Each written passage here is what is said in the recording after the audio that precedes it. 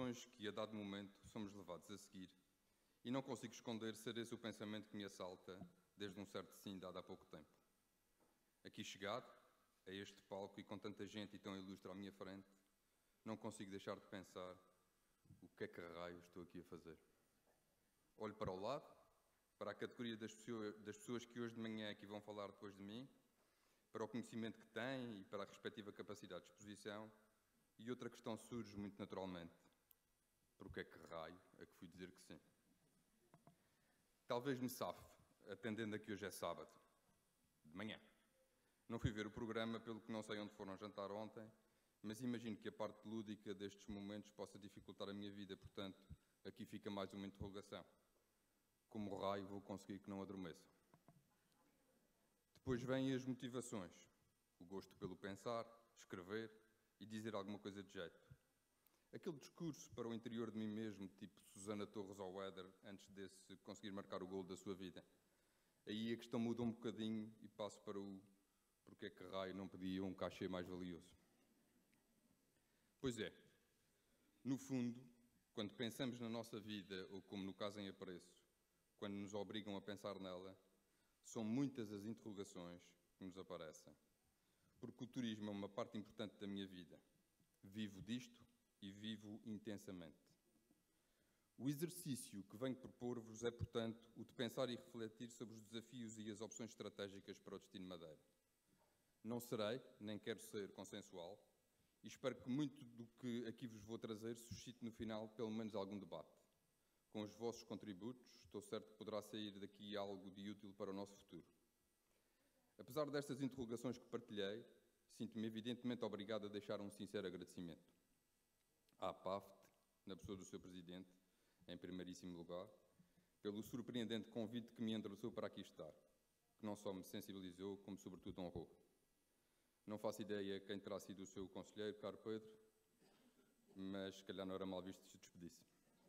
Justa causa terá certamente e penso que nem terá de negociar indenização no final desta minha prestação. Agradeço igualmente a todos vós a presença. Estão devidamente autorizados a levantarem-se para ir beber café enquanto falo, claro, que sempre será preferível do que ver-vos dormir. Queria aproveitar a oportunidade para deixar um último agradecimento, que vos vai parecer um pouco estranho, mas que é sincero. Gostava de agradecer à minha mãe.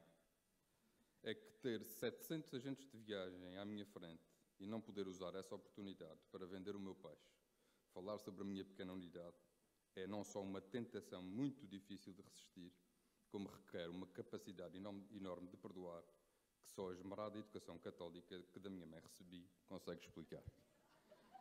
E ainda há quem ache que o diabo não existe.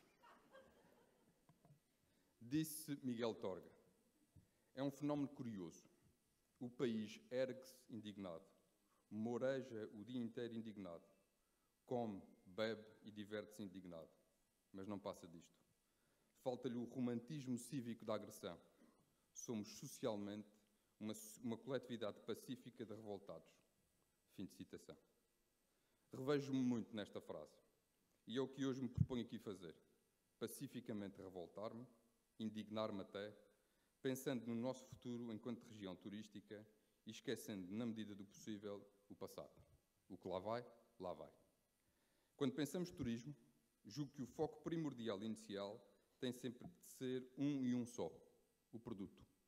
É aquilo que vendemos, o que colocamos no mercado e nos propomos distribuir, pelo que tudo o resto é consequência. O produto é a causa. Podemos partir do confortável princípio de que nesta indústria pouco ou nada podemos fazer para alterar o normal curso do setor, ou seja, nada de substancial vai mudar que dependa de nós. Tal como a água, cujo caminho natural ela sempre encontra, por mais que tentemos desviá-la, também o setor do turismo e respectiva performance é não mais do que consequência da conjugação de várias conjunturas internas e externas que não controlamos nem definimos. Embora perceba esta perspectiva, tendo a achar que esta é somente uma excelente argumentação para não fazermos nada, poupando uns dinheirinhos no caminho ou optando por gastá-los noutras áreas com maior impacto social. É absolutamente certo que não controlamos questões como, por exemplo, o Brexit ou a situação económica com tendência recessiva na Alemanha e que, aí sim, Não há plano de contingência nem reforço de promoção que nos valha, pelo menos no imediato. Mas já em relação à conjuntura interna, temos seguramente algo a dizer. E é por aqui que tentarei seguir, pelos fatores que podemos controlar. Desde logo, controlamos as intervenções que fazemos ou deixamos fazer no produto. E temos de ter consciência que as consequências dessas intervenções perduram no tempo, não se esgotam no momento em que elas se efetuam. Temos, portanto, de saber cuidar dele, torná-lo sem frivolidades nem artificialidades mais atrativo, para que assim a venda se torne mais fácil, porque todos o querem comprar, e idealmente dando por ele o seu justo valor. Continuo também a acreditar que, tal como se preconiza nos documentos estratégicos mandados fazer, e que espero que finalmente comecem a ser implementados, é na natureza que devemos fundar os alicerces do tal nosso produto, porque é aí que encontramos os fatores que nos diferenciam. É aí, e claro, na riqueza da nossa história, na originalidade da nossa forma de viver, da nossa cultura e das nossas gentes, cujo caráter é, aliás, tão marcado por esta orografia que tem tanto de belo quanto de difícil de moldar. Será certamente excesso de conservadorismo que me leva, portanto, a acreditar que, quanto menos mexermos, quanto mais cuidado tivermos nas intervenções que fazemos, quanto mais importância dermos hoje ao que outros fizeram ontem, quanto maior for o respeito e o conhecimento sobre a nossa história, quanto mais atenção dispensarmos à manutenção das nossas serras e do nosso mar, melhor estaremos a preparar o nosso futuro e o dos nossos filhos e netos, porque estamos a cuidar do nosso produto. Convido-vos a ver este pequeno vídeo.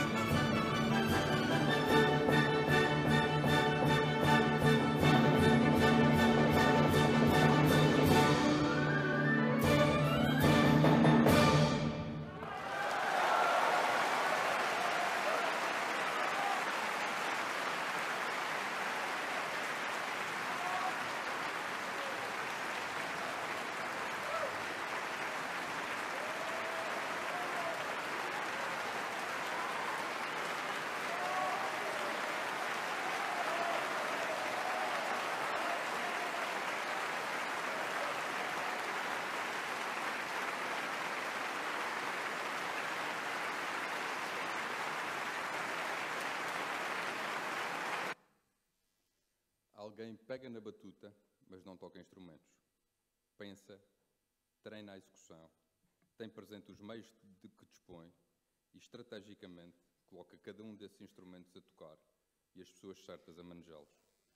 Com a maior perfeição possível, porque orquestras há muitas, e para termos sucesso, temos de executar a nossa tarefa o melhor que sabemos e podemos, dando às músicas um caráter diferente, uma execução diferente, uma alma diferente.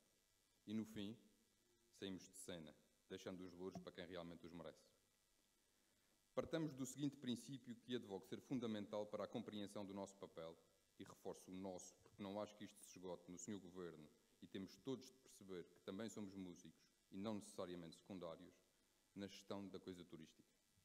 O turismo é uma indústria que, contrariamente às outras, trabalha sobre um bem que é comum, que é de todos, o território. Tem, consequentemente, de ser regulado. A atividade humana tem de ser balizada, estruturada, pensada com regras e fiscalizada, sem olhar a quem e por maior que esse alguém seja. Esta regulação não pode servir, como muitas vezes parece acontecer, para impedir que o produto evolua, se atualize e modernize, ou igualmente por via de multas e penalizações para novas fontes de receita. Tem outro sim que servir para pensar estrategicamente o destino. Tem de conseguir reunir isto tudo depois num documento, num plano, que indica uma estratégia, um caminho que devemos todos querer seguir e no qual idealmente nos revemos, onde constem os fatores identitários, os diferenciadores, os que nos dão consistência e que indicam onde estamos e para onde queremos ir. Tem de tratar concomitantemente com questões como os mercados, as verbas para promoção ou o transporte aéreo, das levadas, da Laura e Silva, ou dos poios de bananeiras que temos de saber preservar, do centro das cidades, do acesso ao mar, da qualidade da água. Tem de abordar questões como o trânsito, As regras dos restaurantes, bares e esplanadas, os licenciamentos, a abordagem de vendedores aos turistas, as regras de angariação de clientes do time-sharing, dos passeios disto e daquilo. Os vendedores ambulantes, os circos e índios, que nem para enfrentar uns cowboys que por aí andam, servem. Tem de dizer quem pode vir para cá e como, mas igualmente tem de indicar porque alguns não querem vir, ou não podem, porque querem algo que nós não temos para dar. Assim manda a nossa natureza. Estes planos estratégicos, aqui abro um parênteses porque tenho necessidade de olhar para o passado, dando-vos uma informação. A Madeira mandou fazer 2, muito recentemente. Têm naturalmente que ser permanentemente revistos e atualizados, porque os mercados são dinâmicos e os ciclos acontecem não necessariamente como os prevemos. Pegando nesses tais planos que urge implementar, estes são o melhor exemplo da tal atualização e revisitação permanentes que somos obrigados a fazer, e explico já de seguida porquê. Num aspecto muito sensível, até pelas consequências que tem a outros níveis, o sempre discutido limite máximo de camas que nós largamente ultrapassamos com as novas camas que surgiram no mercado nestes últimos 2 anos. E atenção que aqui não considero sequer a possibilidade académica de não incluirmos o AL na equação. Mas adiante. Em vez de defendermos tetos, pensemos em alternativa, em criar regras que definam crescimentos máximos por ano, que deem tempo à procura para se adequar à oferta, sem ser necessário pressionarmos preços, prejudicarmos rentabilidades, entrando num ciclo vicioso que culminará na impossibilidade de adequarmos os nossos produtos a estas realidades e exigências tão mutáveis, porque não dispomos dos meios para isso. Esta regra, sem salvos se que legitimem exceções, se bem estudada e fundamentada, desde logo evitaria polémicas com a dimensão de alguma dessa nova oferta hoteleira, pois esta sozinha iria furar a escala. Em circunstâncias normais, sem externalidades que de vez em quando nos ajudam, nós não deveríamos nunca permitir aumentos da oferta superiores a 2% da capacidade instalada, porque não conseguimos absorver mais do que isso. Bem sei que durante 3 anos, repito, 3 anos, para que se perceba a duração do último ciclo bom do destino, se ouviu recorrentemente que não tínhamos camas suficientes para a procura que existia. Mas e agora? E se tivéssemos, em detrimento de andar a pensar em novas camas, aproveitado para vender melhor as que tínhamos, procurando um posicionamento diferente e buscando, consequentemente, um segmento de mercado mais elevado com outro poder de compra? Na situação atual, o que aconteceu foi que nós crescemos muito e vamos continuar a ver crescer o nosso parque hoteleiro de forma excessivamente curta no tempo, o que vai voltar a criar uma nova pressão a vários níveis, nomeadamente no preço e RevPAR dos hotéis, mas não só. Existe igualmente uma enorme pressão ao nível dos recursos humanos, que exige reflexão. Apesar do excelente trabalho de recrutamento que o Sr. Maduro anda a fazer lá pela Venezuela, enviando de volta para cá um considerável número de madeirenses, sobretudo de segunda geração, o que em quantidade até pode resolver a questão, temos de perceber o que isso impacta numa das nossas mais aclamadas virtudes, a arte de bem receber quem nos visita. Esta não é uma questão que se resolva com formação, pelo que, apesar da tentação, nem vou falar disso.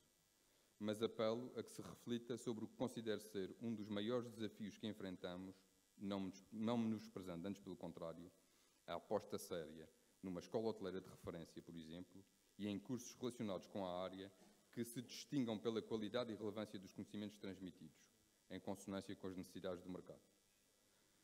Voltemos agora para o tema da promoção, o segundo assunto que queria abordar convosco. Será transversal a todas as regiões de turismo e atrevo-me até a dizer que a todas as áreas, pelo que vou dar essa questão de barato, embora a mencione desde logo e à cabeça. O montante de que hoje dispomos para promover a Madeira nos vários mercados é manifestamente insuficiente para as necessidades normais do destino, sendo hoje por hoje ainda mais uma questão porquanto, em face do atual cenário de dificuldade, mais sentimos essa escassez de recursos. Não tenho também dúvidas de que, na lógica do retorno do investimento, qualquer euro gasto em promoção traz muitíssimos mais benefícios do que a grande maioria das obras públicas e de alguns outros gastos financiados pelos impostos e taxas que pagamos. Tudo isto são verdades de lapalice, mas, como disse no início, interessa-me hoje, sobretudo, pensar para a frente, pelo que fica só aqui a referência. Como o dinheiro nunca será fêmea, pelo menos no que a esta área diz respeito, temos de ter capacidade de mostrar inovação, de com pouco fazer muito. Eis um exemplo do que estou a dizer.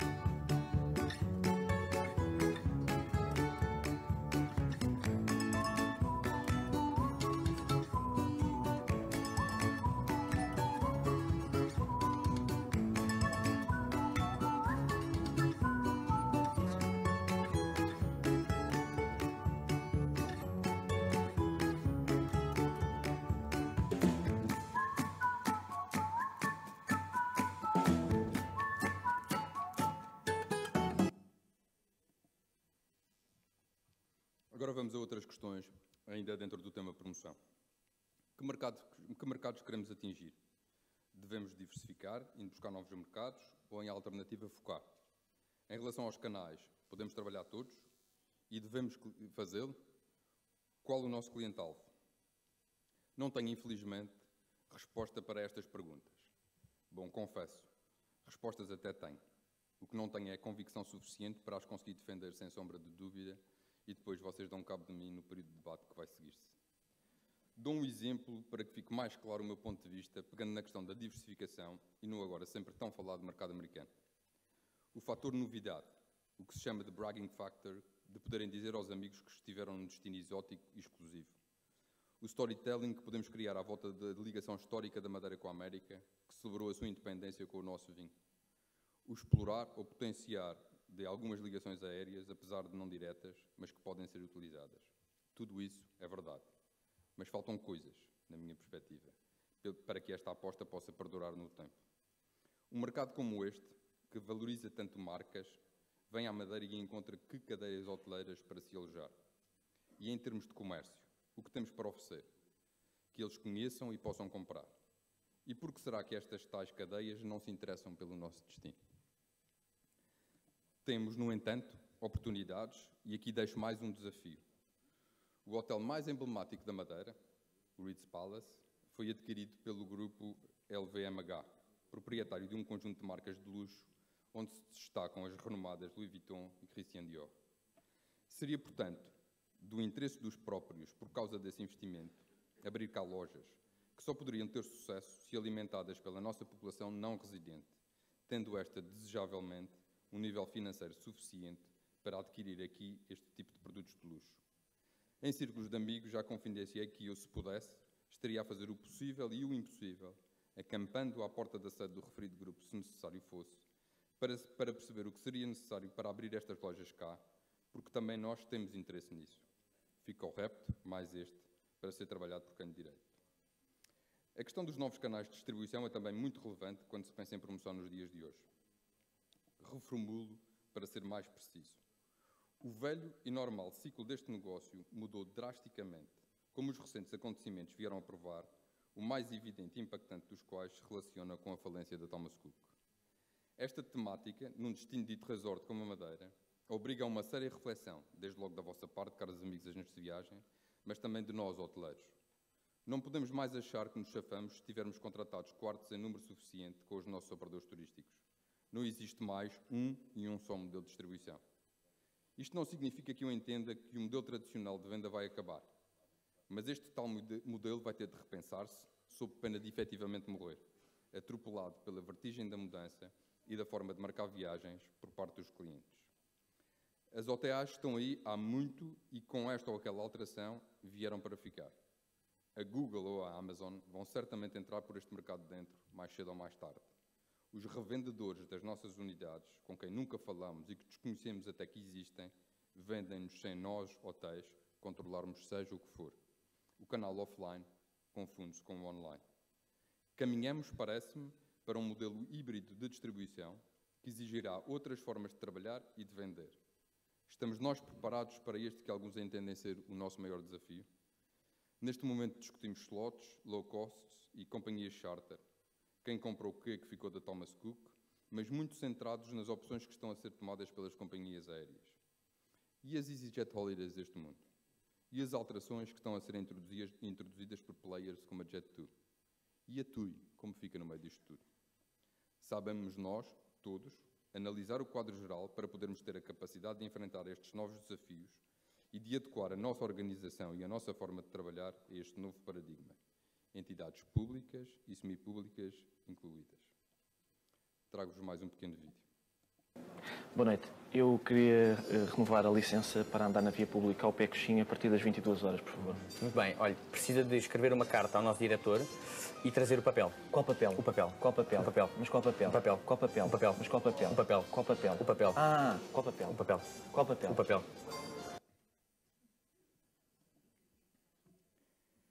É com base neste cenário que lanço o próximo desafio, certo de que aqui então serei muito pouco consensual. Defendo, em relação à Associação de Promoção da Madeira, uma alteração de paradigma que, para além disto que acabei de mencionar, assenta no tal princípio que já mencionei de que o turismo trabalha sobre um bem que é comum a todos, o território. O seu financiamento deve ser alterado e passar a ser 100% público. Permitam-me que confesse que sou um crente na máxima thatcheriana de que não existe essa coisa de dinheiro público. Vindo ele de impostos, é sempre eminentemente privado, entregue aos responsáveis da causa pública para dele fazerem a melhor utilização possível.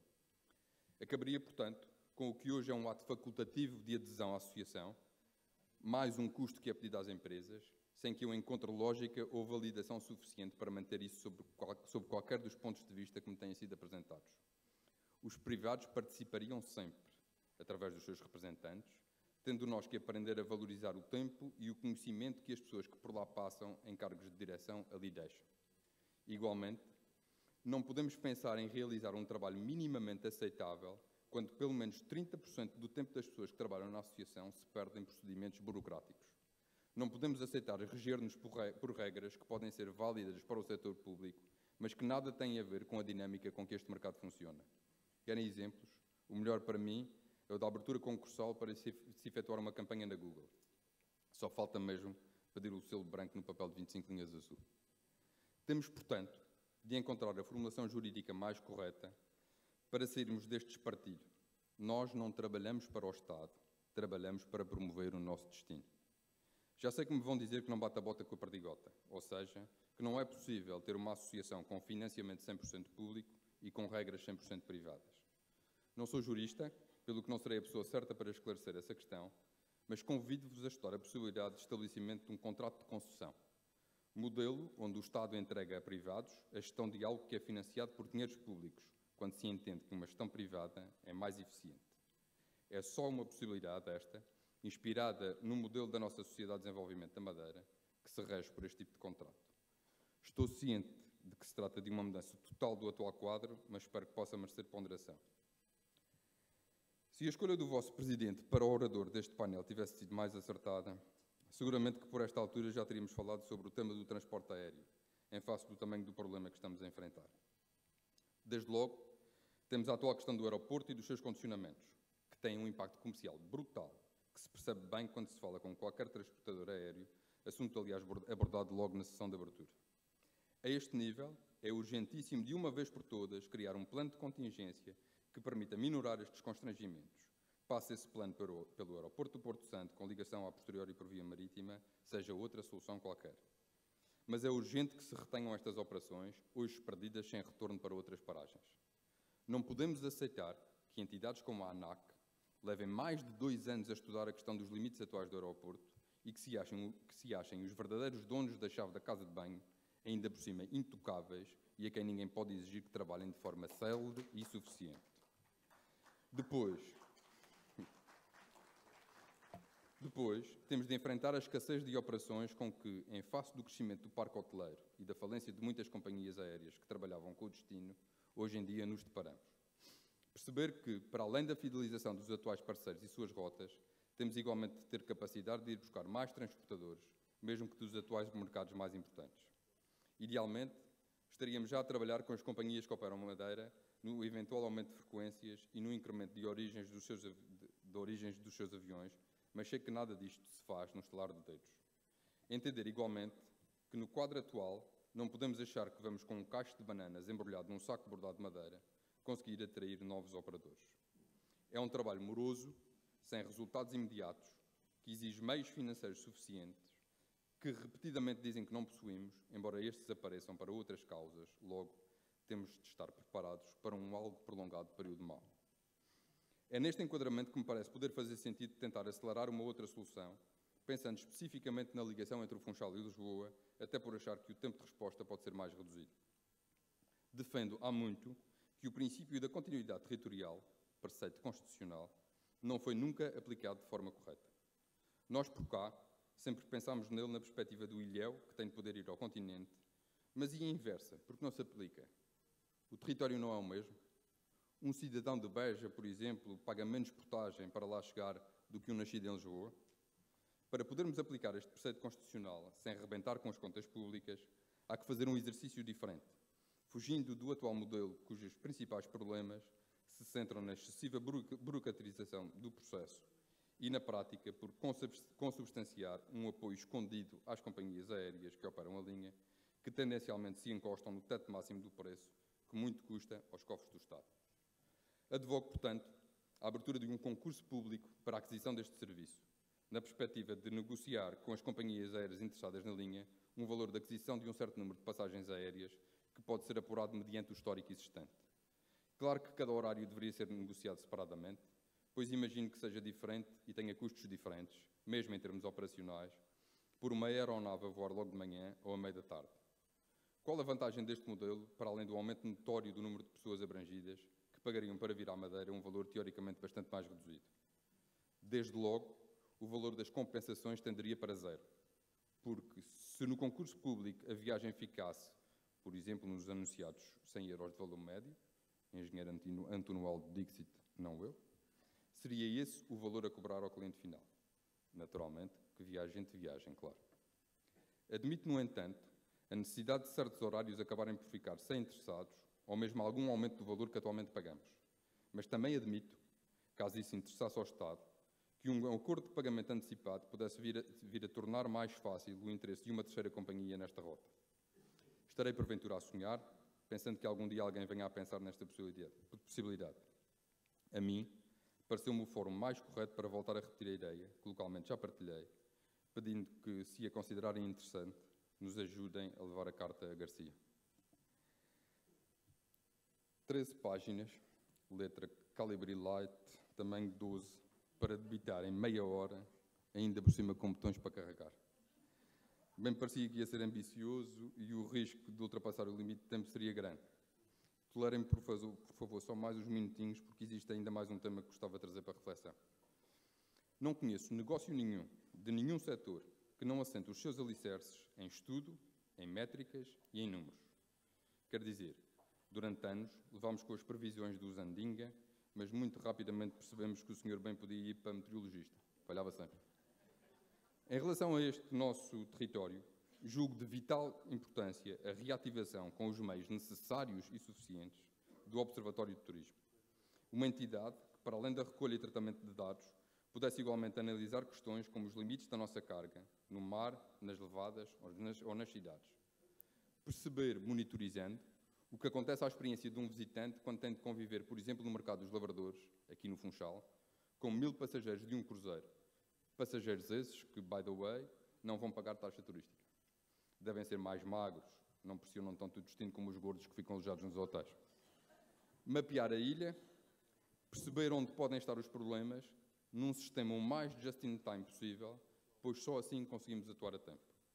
Em termos de estatísticas, proponho que se copie o modelo da Associação Nacional de Farmácias, que conseguiu, através de uma ligação direta e paga, para quem a aceita, aos sistemas de gestão dos seus associados, criar uma ferramenta de business intelligence que dá informação a todo o tempo de extrema utilidade para as empresas. Isto pode ser feito em associação com a Universidade da Madeira, que, aliás, possui um departamento de matemática altamente elogiado, mas não perdendo as excelentes valências e conhecimento da atual Direção Regional de Estatísticas. Para além desta análise mais micro, a um observatório de turismo com meios suficientes e adequados podia pedir-se até um papel mais lato de recolha de informação. Volto aos exemplos para tentar conseguir que me percebam melhor e indo buscar novamente uma questão falada na sessão de abertura. Barcelona enfrentou uma crise social grave muito recentemente, que naturalmente afetou a sua indústria do turismo. Com esta informação, não seria de nos apressarmos a ir aos nossos parceiros, apresentar-nos como alternativa de destino? A Madeira não tem, evidentemente, nada a ver com o produto de Barcelona e, portanto, a possibilidade de virmos a ganhar algo com isso seria muito diminuta, exceto num aspecto. No campo comercial, certamente começaríamos a ser olhados de outra forma. Muito ficou por tratar, eu sei. Outro mais capaz, certamente, que teria escolhido outros temas e outros assuntos. Optei por deixar de fora algumas questões quentes, como a da taxa turística, que merece a minha total e completa oposição. Mas o tempo não é elástico e não queria que o que me parece mesmo importante fosse abafado. Tenho igualmente enorme desacordo em relação a toda a política fiscal relacionada com a nossa atividade, que vive afogada mais do que em impostos, numa enormidade de taxas e mais taxas, a maior parte delas escondida, mas teria mais dificuldade em encontrar os emojis correspondentes. Termino com mais uma citação, desta feita de Winston Churchill. É sempre prudente olhar em frente, mas é difícil olhar para mais longe do que pode ver-se. Por aqui me fico, deixando o meu mais sincero agradecimento pela vossa paciência. Muito obrigado. Viva o turismo, viva os agentes de viagens e viva a Madeira.